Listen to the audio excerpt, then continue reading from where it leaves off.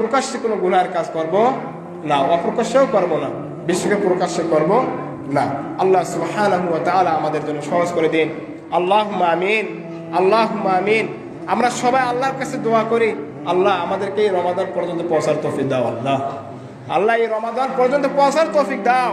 আল্লাহ এই মুহূর্তে মৃত্যু দিও না। আল্লাহ, যে আমার মৃত্যু লেখায় থাকে রমাদানের মৃত্যু দিও। আল্লাহ, আমার পূর্ণাঙ্গ ঈমান অবস্থায়, রোজাদার অবস্থায় আল্লাহ তুমি আমাকে তুলে নিও। আল্লাহ, জুমার দিনে রোজা অবস্থায় পূর্ণাঙ্গ ঈমানের সাথে আমাকে তুলে নিও। আল্লাহ, সমস্ত গুনাহে জারিয়া, যত গুনাহ আমি পৃথিবীতে মোবাইলের মাধ্যমে, টিভির মাধ্যমে, এই সমাজে আল্লাহ যত ধরনের গুনাহে জারিয়া, অর্থাৎ লুডু খেলা, এই ক্যারাম খেলা, এই ছবি দেখা, অশ্লীলতা দেখা, যত গুনাহ আমরা গুনাহে জারিয়া করেছি আল্লাহ, আপনার কাছে আল্লাহ ক্ষমা চাই। আল্লাহ এই গুনাহে জারিয়া থেকে রক্ষা করো। অর্থাৎ এমন গুনাহ যে গুনাহগুলো চলমান, যে গুনাহটা আমি চালু করেছি সেটা চলতেই আছে, এই গুনাহগুলো আমরা সবাই কি করব?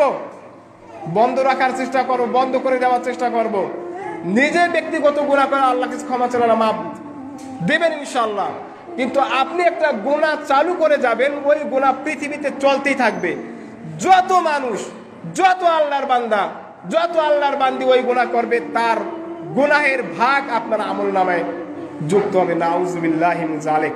এই জন্য চলমান গুনাহে জারিয়া থেকে আল্লাহ তাআলা আমাদেরকে রক্ষা করুন। আল্লাহুম্মা আমিন, আল্লাহুম্মা আমিন। আল্লাহ তুমি আমাদেরকে ক্ষমা করো। আল্লাহ আমাদের পিতা মাদেরকে আল্লাহ তুমি রহম করো।